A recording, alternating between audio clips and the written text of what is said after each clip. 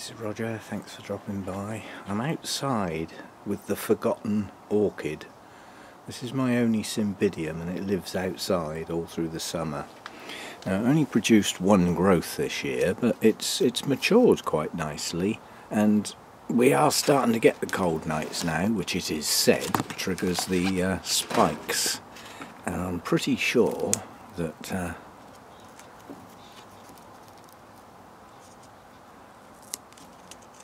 God, these are stiff.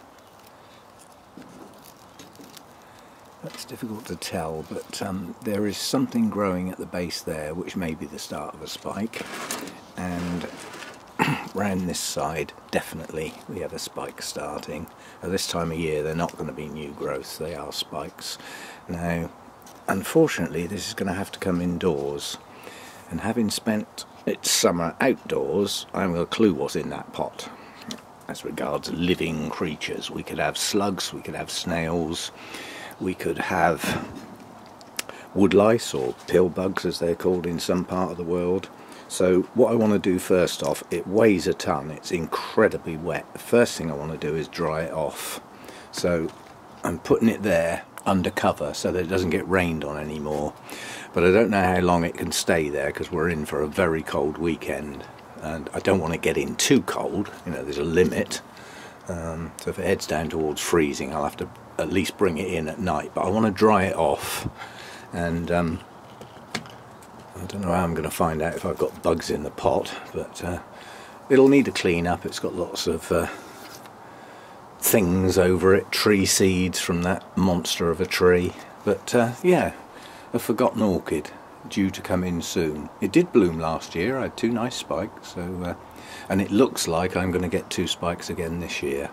Definitely 1 and a possibility of a second one, so we'll see how that goes. And now we'll go inside and have a look at something else that's not an orchid. And this is the something else. This has been sat out in the hall. Like with many of my plants, well, orchids especially, there's a story. And the story is that at the RHS show back in the spring, my daughter came along and there was a cellar there with loads of these in bloom. Well, many were in bloom. And my daughter asked about how easy they are to look after and things like that. She decided to get one. And she took it home, and her cats wouldn't leave it alone. They were using it as a scratching pad, basically, trying to sharpen their claws on it. So she gave it away to a friend, basically. But unbeknown at the time, one of my orchid friends had some of these in his growing greenhouses, stuck in under the benches. And he remembered my daughter buying that, so he decided to give her another one of the colour she really liked. So he donated this plant to my daughter, and next time I went up to pick it up, to pick her up to come down for the weekend, she said, "Dad, can you take this because my cats are getting at it and they're just going to ruin it." And it seemed such a nice plant and it was a gift, so I said yes, okay. Since then it's been living out in my hallway, just plonked basically and ignored.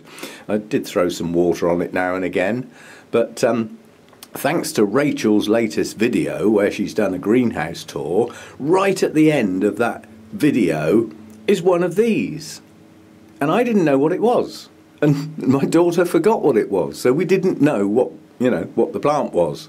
But apparently it's a clivia, and so obviously once I get a name I can go and have a quick look.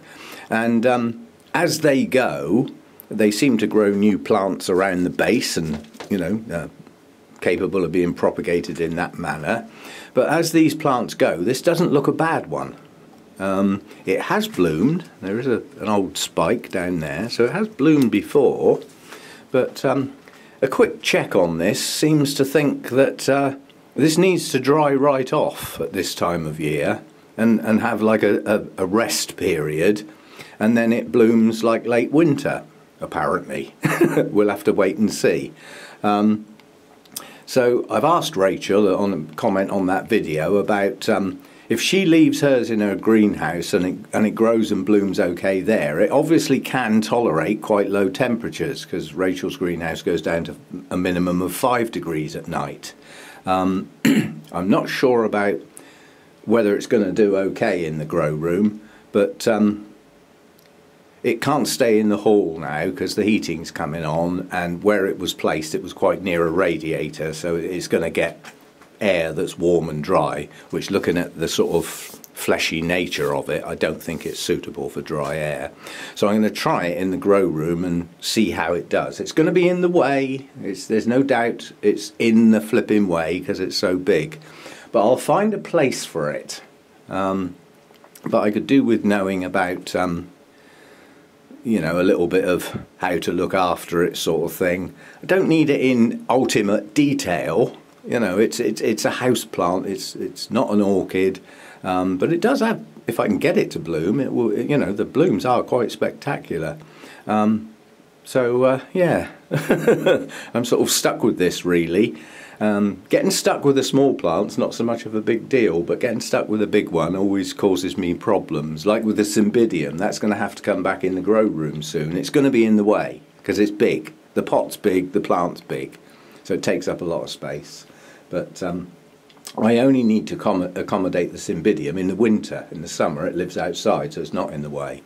But this one sounds like it needs to go into like a sort of semi-dormant period at this time of year and reduce the watering and dry it off. And then it will burst into bloom sometime later, apparently, allegedly, maybe. But it would be worth knowing, anybody who's got some of these, who's had them for quite a long time, is it going to be okay in the grow room? You know, are my conditions in here okay for this type of plant? The important thing where I put it in the grow room will be light. Given its dark green coloration, I would suggest it probably doesn't like high light conditions. But that's a guess rather than knowledge. And I don't want to spend loads of time messing about with this. I just want the basics. So apart from drying it off a bit this time of year to help induce the blooms, does it need the drop in temperature? Well, if it's out here, it's going to get it, but not too low. As I said, my minimum is 12 degrees. It comes from South Africa, so it's a South African plant, apparently. Anyway, I've got to find somewhere to put this out here now, which is a bit of a nuisance, but especially as some of the plants have been positioned specifically for my, you know, my supplemental lighting for the winter. But yeah, I could do with knowing, is this a low light type plant, shade loving plant, in which case I've got more choices of where I can keep it. If it's a high light plant, it's going to be a nuisance because it's going to get in the way of the orchids. Perish the thought. Anyway, see you next time. Thanks for dropping by.